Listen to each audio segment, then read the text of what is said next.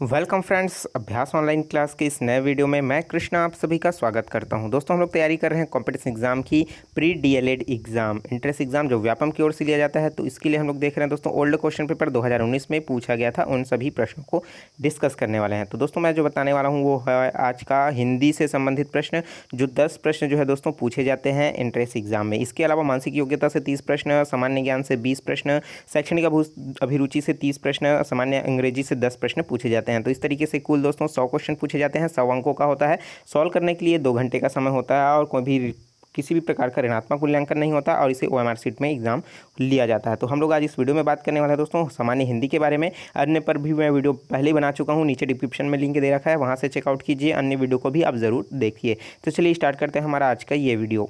और दोस्तों, अभी तक मेरे चैनल को सब्सक्राइब नहीं किया है, जरूर सब्सक्राइब करें। नोटिफिकेशन बेल आता है दोस्तों, उसको भी ऑन कर लें ताकि मेरे द्वारा अपलोड किया गया वीडियो आप लगातार वॉच कर सकते हो बिना किसी रुकावट के। तो चलिए स्टार्ट कर लेते हैं दोस्तों चतुर्थ भाग, जिसमें सामान्य हिंदी से 10 क्वेश्चन जो है पूछा गया है 2019 में। दोस्तों चलिए प्रश्न देख लेते हैं। पहला, निम्नलिखित में से मुहावरा नहीं है। तो दोस्तों इसमें 4 ऑप्शन दिया गया है, उनमें से जो है एक जो है मुहावरा नहीं है, उसको देख लेते हैं। पहला दिया है कांटे बिछाना, दूसरा दिया है गले मड़ना, तीसरा दिया है आंधी के आम, चौथा दिया है उपरोक्त तीनों। तो दोस्तों इसमें जो तीसरा दिया गया है आंधी के आम, ये क्या है, एक प्रकार से लोकोक्ति है, ठीक है, और ये एक प्रकार का मुहावरा नहीं है। तो इसलिए क्या हो जाएगा, इसका सी ऑप्शन जो है दोस्तों सही हो जाएगा। व्यापम ने इसे सी ऑप्शन को सही माना है, तो ये क्या हो जाएगा, सी ऑप्शन जो है सही हो जाएगा। चलिए देख लेते हैं नेक्स्ट क्वेश्चन। कवि, चकमक, तेंदुआ, बच्चा के लिए शब्द प्रकार अंतर्गत निम्नलिखित में से कौन सा विकल्प उपयुक्त शब्द के लिए क्रमानुसार सही है। तो दोस्तों इसमें कौन सा तत्सम है, कौन सा विदेशी है, कौन सा देशज है, तो कौन सा तद्भव है, हमको ये बताना है। तो अगर सभी ऑप्शन को देखें तो सभी में क्या है, तत्सम है। तो अर्थात दोस्तों कवि एक प्रकार का क्या है, तत्सम है। उसी तरीके से चमक क्या है, एक हल्का सा ये जो है दोस्तों तत्भव शब्द है, ठीक है। उसी तरीके से तेंदुआ जो है दोस्तों देशज शब्द है, और बच्चा जो है ये एक विदेशी शब्द है, ठीक है। बच्चा एक क्या है, विदेशी शब्द है। तो इसलिए क्या हो जाएगा, सी ऑप्शन, तत्सम, तद्भव, देशज, विदेशी, ठीक है, ये शब्द क्या हो जाएगा, इसमें आ जाएगा। तो इसलिए क्या हो जाएगा, इसका सी ऑप्शन जो है सही हो जाएगा। चलिए देख लेते हैं नेक्स्ट क्वेश्चन। प्रश्न दिया हुआ है, यदि अ के आगे री रहे तो दोनों के मेल से अर हो जाता है, ठीक है, आपको पता ही होगा इसके बारे में। चलिए मैं जूम कर देता हूँ इसको। यदि अ के आगे री रहे तो दोनों के मेल से अर हो जाता है, संधि के अंतर्गत आए इस विकार को क्या कहते हैं। तो दोस्तों उसे कहा जाता है दीर्घ स्वर संधि, गुण स्वर संधि, वृद्धि स्वर संधि या यण स्वर संधि। तो यण स्वर संधि के परिभाषा में आपने पढ़ा होगा कि अ के आगे अगर री हो जाता है तो वो क्या बन जाता है, अर बन जाता है। तो कौन सा संधि बन जाता है दोस्तों, वो एक प्रकार से गुण स्वर संधि बन जाता है। तो दोस्तों इसके लिए क्या हो जाएगा, इसका बी ऑप्शन जो है दोस्तों सही हो जाएगा, ठीक है। तो ये क्या हो जाएगा, इसका बी ऑप्शन जो है सही हो जाएगा। चलिए देख लेते हैं नेक्स्ट क्वेश्चन। अगला प्रश्न है, निम्नलिखित वाक्यों में से अशुद्ध वाक्य कौन सा है। तो दोस्तों अशुद्ध वाक्य नीचे दिया हुआ है, उनमें से हमको छांटना है और बताना है। पहला दिया है, एक बालक 5 पुरुष और 7 बालिकाएं रामायण पढ़ रहे हैं, ठीक है। तो एक बालक है, 5 पुरुष है और 7 बालिकाएं हैं, क्या पढ़ रहे हैं, रामायण पढ़ रहे हैं। अगला दिया है, जुलाहा, कुम्हार, बनिया, सपेरा और धोबिन गांव को जा रहे हैं। और तीसरा है कि साधु, सन्यासी, तपस्वी, ब्रह्मचारी, वानप्रस्थी भीड़ की भीड़ यज्ञ मंडप की ओर जा रहे हैं। और चौथा बोल रहा है दोस्तों, उपरोक्त तीनों वाक्य अशुद्ध हैं। तो इसमें से दोस्तों यह जो है पहला ऑप्शन, जिसमें क्या बोल रहा गया है कि एक बालक, 5 पुरुष और 7 बालिकाएं, ये क्या है, रामायण पढ़ रहे हैं। तो यहाँ पास आप चीज़ एक समझ गए होंगे कि एक बालक है, 5 पुरुष है, 7 बालिकाएं हैं, तो कोई ना कोई एक परिवार ही होगा। तो परिवार रामायण पढ़ रहे हैं, तो ऐसा भी हो सकता है, ठीक है। तो इसमें क्या माना गया है, व्यापम की ओर से ए को जो है दोस्तों अशुद्ध मानते हुए ए ऑप्शन को सही माना है, ठीक है। चलिए देख लेते हैं नेक्स्ट क्वेश्चन। क्वेश्चन नंबर है 85 नंबर का, दिया हुआ है, मनुष्य आँखों से देखते हैं, कानों से सुनते हैं और बुद्धि से विचार करते हैं। इस वाक्य में प्रयुक्त से है वो विभक्तियां क्रमशः किन कारकों का प्रतिनिधित्व करती है। दोस्तों यहाँ पास पहला एक शब्द से आया है यहाँ पास कि मनुष्य आँखों से देखता है, दूसरा शब्द से आया है जो कानों से सुनते हैं, और तीसरा शब्द आया है से जो बुद्धि से विचार करते हैं। इस तरीके से 3 शब्द आया है, उनमें से जो से वाक्य है वो क्रमशः किन विभक्तियों से संबंधित कारकों पर निर्भर करता है। तो दोस्तों ये जो करता है वो क्या है, करण, करण और करण पर ही निर्भर करता है। तो क्या हो जाएगा, इसका सी ऑप्शन जो है सही हो जाएगा, ठीक है।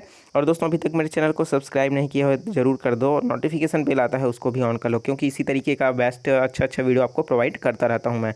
चलिए देख लेते हैं अगला है, प्रकारांतरण एवं ब दुसमता लेखन कला के दोष हैं। इस कथन में आपको ये बताना है, ठीक है। तो आ और ब, तो दोस्तों इसमें क्या है, इस पर एक अलग से वीडियो बना प्रोवाइड करूंगा आपको, ताकि अच्छे से ये आपको समझ आएगा। फिर से इसमें दोस्तों आ सही ब क्या है, सही है, ठीक है। तो इस तरीके से आ सही ब सही, तो दोनों क्या है, सही। तो ये क्या हो जाएगा, ए जो ऑप्शन है दोस्तों सही हो जाएगा। चलिए देख लेते हैं अगला प्रश्न है दोस्तों 87। नीचे दिए गए वाक्यांशों में संयुक्त वाक्य कौन सा है। तो नीचे दिए गए संयुक्त वाक्य दोस्तों कौन सा है, वो है दोस्तों, पेड़ के जीवन का आधार केवल पानी ही नहीं वरन कई और पदार्थ भी हैं। मतलब पेड़ के अलावा भी क्या है, बहुत, पानी के अलावा भी बहुत से ऐसे पदार्थ होते हैं जो उसके जीवन काल को क्या करता है, बढ़ाता है, और उसके लिए बहुत ही इंपॉर्टेंट भी होता है।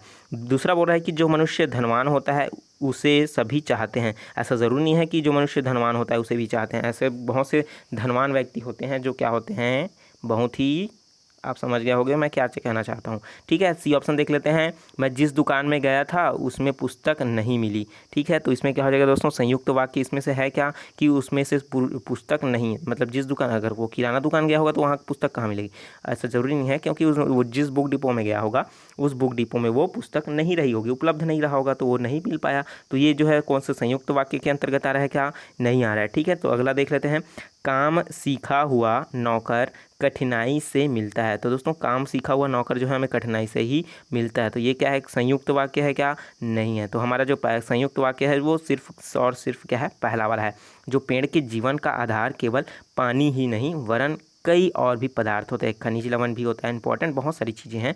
चलिए देख लेते हैं नेक्स्ट क्वेश्चन, 88 नंबर का क्वेश्चन है दोस्तों, निम्नलिखित में से किस मुहावरे में अनुपयुक्त शब्द का प्रयोग किया गया है। तो दोस्तों अनुपयुक्त शब्द अर्थात आप ऑप्शन को देखोगे समझ जाओगे, अपनी रोटी अलग पकाना, इसमें अनुपयुक्त शब्द का प्रयोग किया गया है, ठीक है। और उसी तरीके से है क्या है, अंधे का डंडा, उसी तरीके से जले पर मिर्च छिड़कना, ठीक है। तो जो है इसमें अनुपयुक्त शब्दों का भी प्रयोग इसमें किया गया है। तो ये क्या हो जाएगा, उपयुक्त तीनों जो है सही हो जाएगा, इसलिए डी ऑप्शन को क्या माना है, सही माना है। चलिए देख लेते हैं नेक्स्ट क्वेश्चन। नेक्स्ट क्वेश्चन भी इंपॉर्टेंट है दोस्तों, निम्नलिखित शब्द युग्मों में से कौन सा युग्म पर्यायवाची शब्दों का सही मेल है। तो सही मेल जो है दोस्तों हमको उसको देख लेते हैं, वो क्या है दोस्तों, चांदी मूषक, चांदी है दोस्तों, चांदी मतलब क्या होता है, चांदी मतलब एक धातु होता है, मूषक मतलब क्या होता है, ये चूहे का ही एक पर्यायवाची है, ठीक है। तो दोनों का कोई भी संबंध नहीं है, ठीक है। उसी तरीके से कुंभिल है, जातरूप है, उसी तरीके से कृपा है, आश्रित है, और क्या है, ऊंट है, और क्रमेलक है। तो ये क्या हो जाएगा, इसका डी ऑप्शन जो है दोस्तों सही हो जाएगा। ऊंट और क्रमेलक क्या है, एक समान जो है पर्यायवाची शब्द की श्रेणी में आते हैं। अन्य जो है दोस्तों अलग अलग शब्द हैं और कोई भी इसमें एक दूसरे से संबंध नहीं रखता है।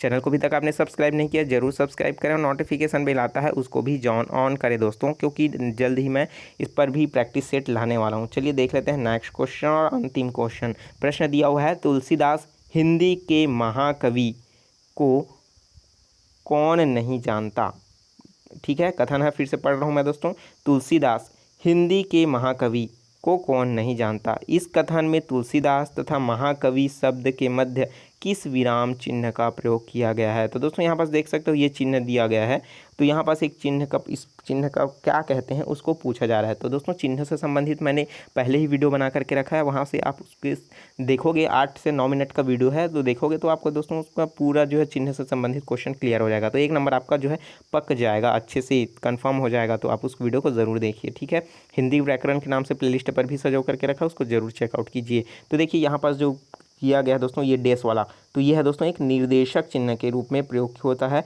और ये विराम चिन्ह के अंतर्गत इंपॉर्टेंट चिन्ह की श्रेणी में भी इसे रखा गया है, ठीक है।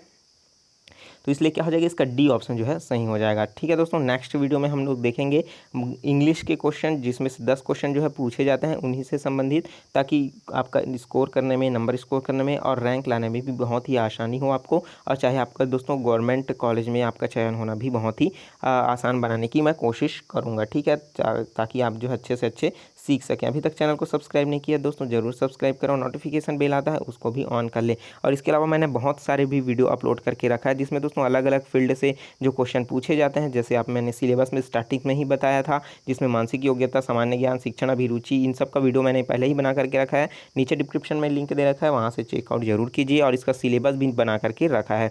ठीक है, जल्दी इसका मैं प्रैक्टिस सेट लाने वाला हूँ ताकि आपको दोस्तों आसानी से उन सभी का प्रैक्टिस करके आप लगातार जो है अपनी तैयारी को बनाए रख सकते हो। ठीक है दोस्तों, तो मिलते हैं नए वीडियो में नए जानकारी के साथ। तो मुझे दीजिए इजाज़त। Take care, all the best, जय हिंद। दोस्तों उससे पहले इस वीडियो को ज़्यादा से ज़्यादा शेयर करें व्हाट्सएप ग्रुप में, फेसबुक ग्रुप में, इंस्टाग्राम में, स्टडी मेटल ग्रुप में, ताकि इस वीडियो का फ़ायदा भी सभी लोगों को मिल सके दोस्तों। और मैंने जो आपको समझाने की मेहनत की है वो किसी और के भी काम आ सके। ठीक है, तो ज़्यादा से ज़्यादा शेयर करें। तो चलिए मिलते हैं नए वीडियो में। Take care, all the best, जय हिंद।